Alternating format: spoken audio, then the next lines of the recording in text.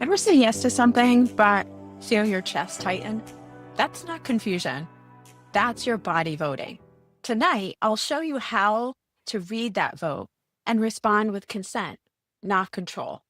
By the end of this video, you'll know how to spot three body signals: soften, stiffen, and sway, and use them to set a clear container: what's okay, what's not, and what's needed next.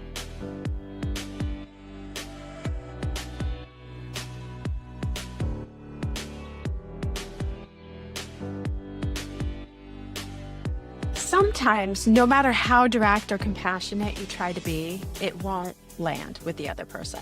Because when someone's guided by their own shame, guilt, or overwhelm, they can't hear you clearly. They're at a totally different level than you, no matter how carefully you speak. And that's when you remember it's not about getting them to understand you, it's about you standing up for yourself, listening, seeing, and naming what's really happening for you. You don't have to wait for someone else to meet you in clarity before you move into your own confidence. You can set your limits. And here's the truth: clarity doesn't take your power back, it reminds you what power feels like in your body. Confidence isn't something you grab, it's something you remember. It's yours to empower again. So I'm going to tell you a story. One of my clients told me about someone they were trying to build a connection with. This person never said, "I'm not willing to talk about our pace in connection or expectations of what we want this connection to look like," but their actions said it for them. My client, this person that they were, getting to know, well, this person explained how busy they were, how they were finding their rhythm at home, work, and life, and why they didn't really have time to connect, but they didn't say it in that way. They didn't acknowledge how serious my client's request was, or offer a plan like, "Hey, I want to stay connected. I can't now, but can we check in next week or plan something later?" Instead, they made gestures of possibility and explanations of how they couldn't without direct acknowledgement of what was actually happening for the other person involved. And my client's body picked it up first before even requesting, knowing that something was off. Their body was saying, "My jaw is clenched when a message comes in from this person. My belly that sinks after reading it." Another non committal, maybe, or just confusing text. Shoulders rising each time plans were left open ended. Their nervous system already knew this doesn't feel like a shared connection here. Distance can be created through silence, vague explanations, or emotional avoidance, but your body knows before your brain names it. It tightens, braces, or shuts down because something in the exchange feels unreciprocated. That's not drama, it's just data. And when you learn to listen to that data, you stop trying to manage someone else's self awareness and start honoring your own. So let's get into a consent reframing of what this person could say, my client, in response to what's happening not only in their body, but with this person. So they could say, "Connection with you matters to me. Are you interested in that too? If yes, let's choose a time to check in about our expectations and, what our pace is in communication. If not, say so directly so I can align my energy." Now, in this instance, even if the person does not respond appropriately, like, "Yes, here's some dates," then obviously my client knows what they need to do. And we'll get into some of the things that you can do if you feel like this resonates with you. We're going to get into a second story where your body can feel something based on somebody else's body pace, not words so much, not that conversation. It's not about a conversation, but more in presence with someone. How do you feel that they are communicating with you in their presence with you, in being present with you?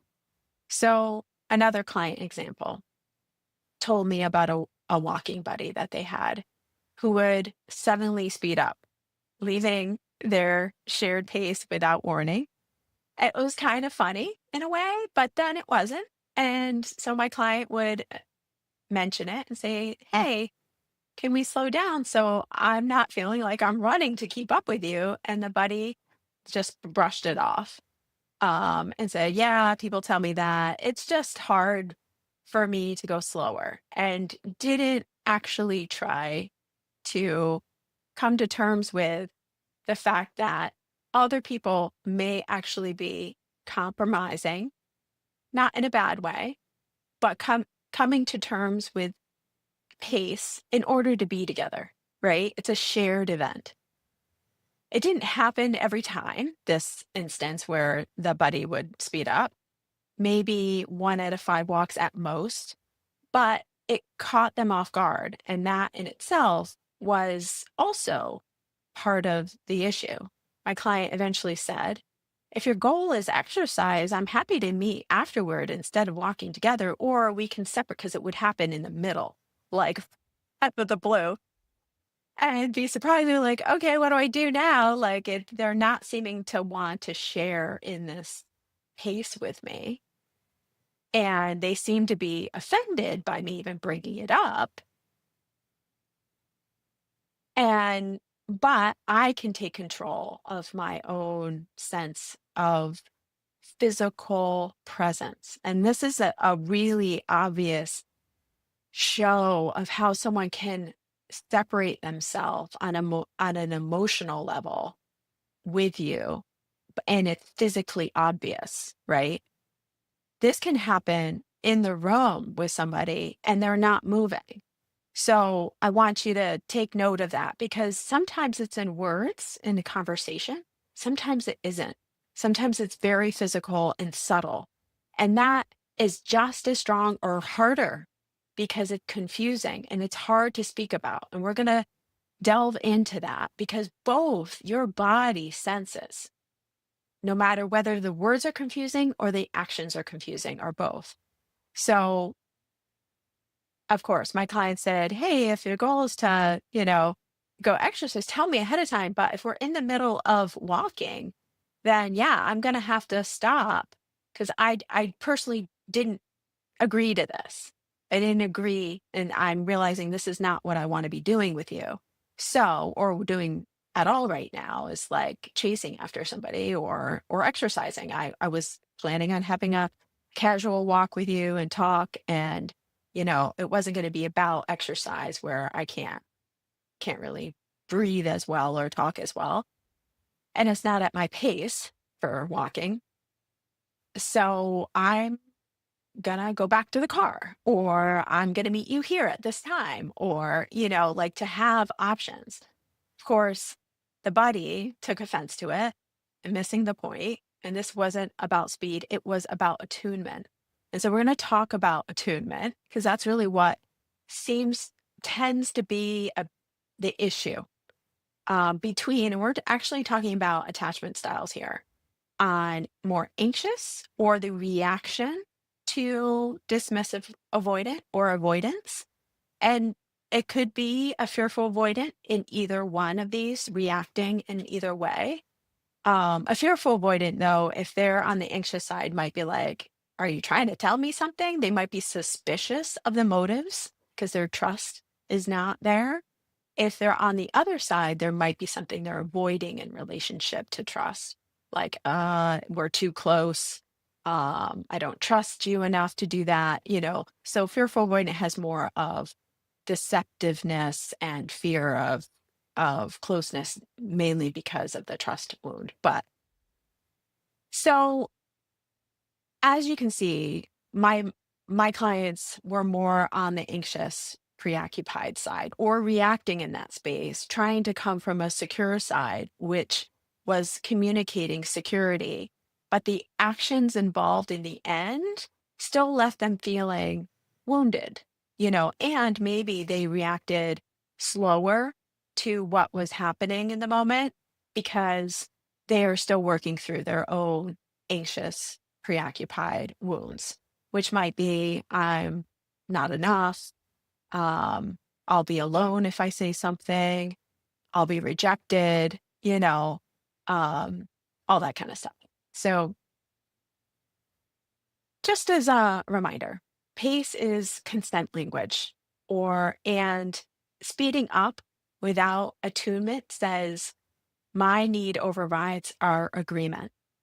And I'm going to preface in between this, is that agreements, a lot of us don't even know that we've already agreed to something or that agreements are needed. And agreements are in itself consent, like saying, we are in agreement that we're going for a walk. What does that look like? A lot of the time, we make all these assumptions and expectations around what even a walk looks like, or texting, or getting to know each other should look like, or how much space should be okay in a new relationship or a new connection or building, trust with each other or whatever.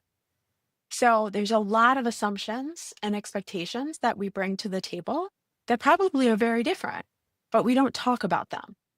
Um, and this is where we start to learn how to talk about them and know what we need in return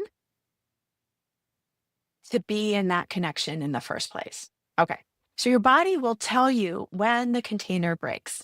That's really what it is, when the agreement is broken. And you didn't even know it. You didn't even realize you were in an agreement, but everything you do with somebody else is an agreement. Everything you do with yourself is an agreement.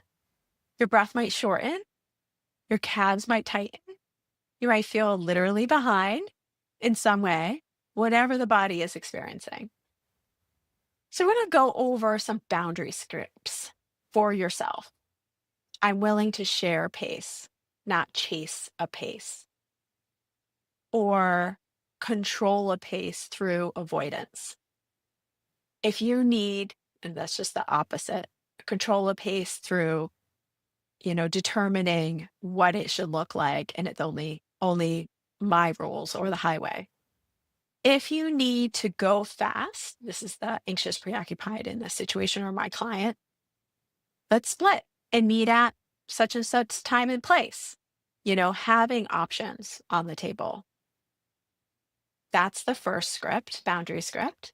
The second is when the speed shifts without a check-in, my body goes into efforting.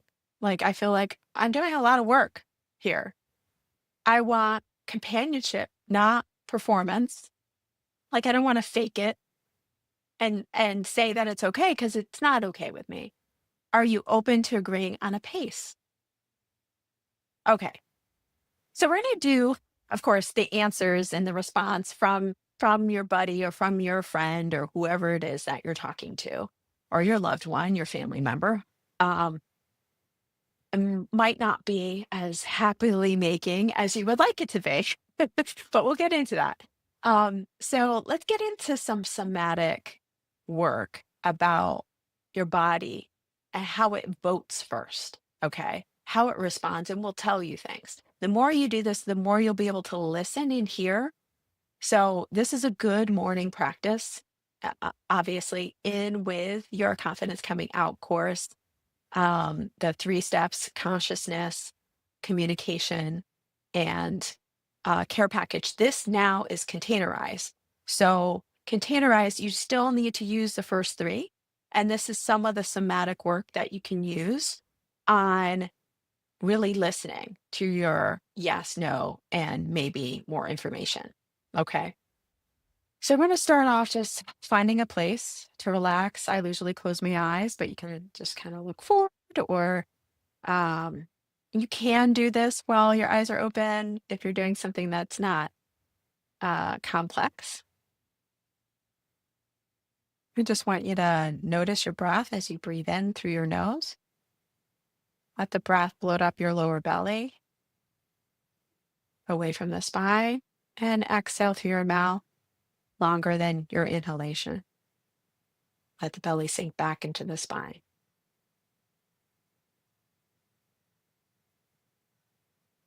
Breathing in and exhaling out through the mouth, longer than your inhalation. One more long breath like that.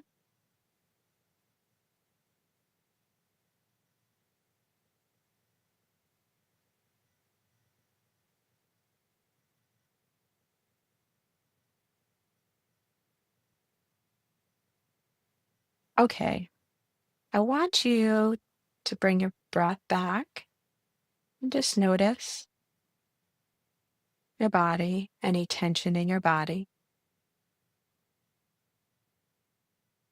And as you exhale, let yourself exhale the tension out of your body, shoulders release, and forehead releases.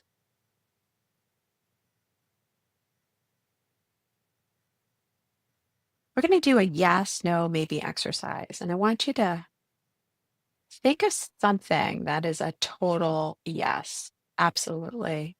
Probably would never say no to that. I don't have a lot of ifs around that. No maybes, no real information I need extra. And notice how your body responds. Just bring to mind that thing that, or whatever it is that you're like, yep, want that.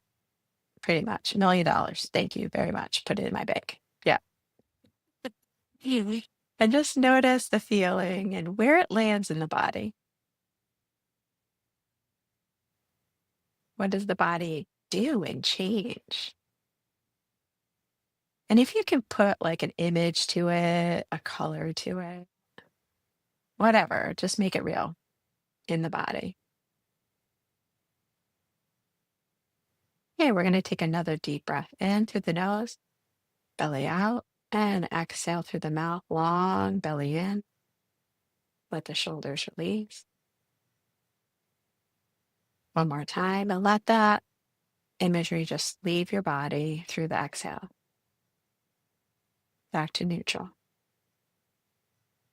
We're going to bring to mind something that's like pretty much an absolutely no. Like, I don't need any more information. Absolutely not. See you later. And I'm okay with saying no at this point. And it could be really, yeah, well, like a total no in the body. Then I'm not going to say what mine is because it's pretty triggering, but yeah, just let yourself have that no and feel where it lands in your body. Like, oh, yeah, nope, not doing that. Like, if I ever said yes, absolutely not. What would the feeling be in the body with that no? Like a total, absolutely, sorry, bye. Again, really feel the sensations and the emotion, bring words to it, tightness, ache, location, like, it's funny, I have like words, but they're not like control, like freedom, like the opposite of freedom, stuckness, trapped, feeling enraged, like, how dare you? If I was to even consider it, no way. I take a deep breath in through the nose, let the belly bloat up, exhale through the mouth, let it go. One more time, breathing in through the nose, exhale through the mouth. Let it totally go out of your body into the air away from you. Bring yourself back to neutral. Now bring to mind something that's a maybe, like it's a little scary, but might want to be able to do that. Tell me more. Like, more information might be needed. Like, and, maybe there's a little curiosity. Might be a no with somebody, but kind of a maybe with somebody else or in a different situation, so you need more information. Yeah, and just let it land in the body. What's different about this feeling? Is there any pensiveness or confusion or nervousness, whatever the feeling arises? I'm just spouting out feelings. Notice the tension or whatever sensation, body sensation you might have. Really see where those feelings arise. They might be in multiple areas of your body, and that's okay. Bring a visual color or symbol, really make it real.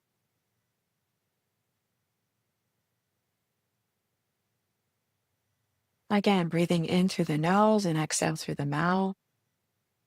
Let the belly sink back. One more time, breathing into the nose, belly away, and exhale long through the mouth, belly in.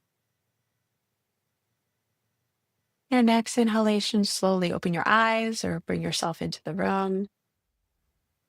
So that's the three signal yes, no kind of awareness of what's happening in your body. And really to understand what is, what feels right. So if you can imagine that yes is a green light, that's the softening. The softening of your body is a yes. The stiffening of your body, the tension, that second one is a red light no. Absolutely. Bam, bam, bam. Um, the sway, the yellow light of your maybe was the third one. So we're going to do some micro check-in practice, naming it. So let's say we're in the no. I notice the bias key. I notice what's happening in my body, naming the feeling and the sensation. This is the first step for you. Then naming the color. Okay. So be like, okay, you can even put the color where it feels. So for me, when I had a no, I felt it really like right here. And when I had a yes, I felt it like here. And it was like almost outside of me and very light. So if I could imagine green, right? This green happening. If you can imagine red wherever the no is, with the words related to it. And for me, the yellow light, the maybe, was actually like here and here. And my body sensations are going to be different for you, right? So I don't want you to think anything's right or wrong here. This is about you believing in your body. Okay.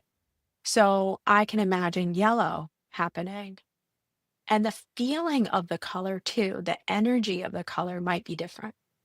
Okay. So your next step is choosing your next step. So with green, it's like proceed. Yellow, it's like I need more clarification or time or I need more information and I might need to know what that is. On the red side, on your no, it's a pause. I need a pause or a total decline. And there might be a bit of fuzziness between the red and the yellow or the yellow and the green. And that's okay because there might be layers happening within your body. And the more you do this, the more you'll be able to decipher between these layers. So from self-control to self-consent, control tries to manage the room. Consent or your agreement manages your agreements. It's trying to sort through what is happening right now. What have we said yes to right now? You don't need to control others, only your participation in your terms of engagement. Whew. And knowing that is another thing. So before we go deeper into the body yes or no wisdom, we need to talk about why it's so hard to listen sometimes. Our subconscious is wired for what's familiar. And if you've heard any of my videos, you can go to my YouTube playlist uh, at symbol Ray Life Coaching and go to the playlist Confidence Coming Out course and search familiar, Familiar, and it will teach you what I'm pretty much going to tell you right now, which is our subconscious is wired for what's familiar, even when it's not healthy. It's like a coding from our past learning. And the familiar is what feels safe, not because it's good for us, but because it's known to us. And that's why we might keep ending up in similar patterns. Same emotional ending, different person, different situation, same emotional ending, same behavior. In my framework, familiar stands for firsthand, auditory, and modeled experiences. That's what shapes us through emotion and repetition. So, having firsthand experiences, auditory experiences, and modeled experiences in an emotional and repetitive way, that's what shapes our behavior or our looping of certain ways of being, feeling, acting, believing about ourselves. These experiences create our automatic programming, the habits, beliefs, and body responses we call just who I am. But here's the key.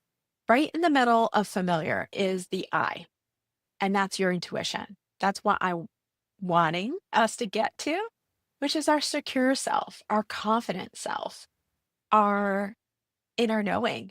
And when you ignore that I, when you silence or override it, you end up being what I call a liar. Liar stands for leaving intuition abandoned repetitively. Every time you say yes when your body says no, every time you stay silent when your truth rises in your throat, you're teaching your nervous system that your safety depends on self betrayal. But it doesn't. Safety begins when you listen again, when you let your intuition interrupt the familiar. So let's stop the cycle right now. Let's remember how to hear the body's boundaries before they start screaming. We'll do 2 exercises and in the next couple days. So I'm not going to do them with you today because today it's already been very long. But join me tomorrow and the next day for these exercises to really get deep on your boundaries. I know we all need them. We don't even know what the word is. On our own personal agreements with self and then possibly with others that we love and want to keep in our lives. Okay, thank you so much. I hope to see you tomorrow and the next day for these wonderful containerized exercises, the 4th tool of the Confidence Coming Out course. And if you want to be a part of the program, please go to raylifecoaching.com, sign up. The pop-up box will pop up, click on it, just enter your email. You'll get the free confidence toolkit and a relationship assessment questionnaire and weekly emails that will walk you through how to participate in 2026. I'm so excited to have you and hope to see you around. Bye.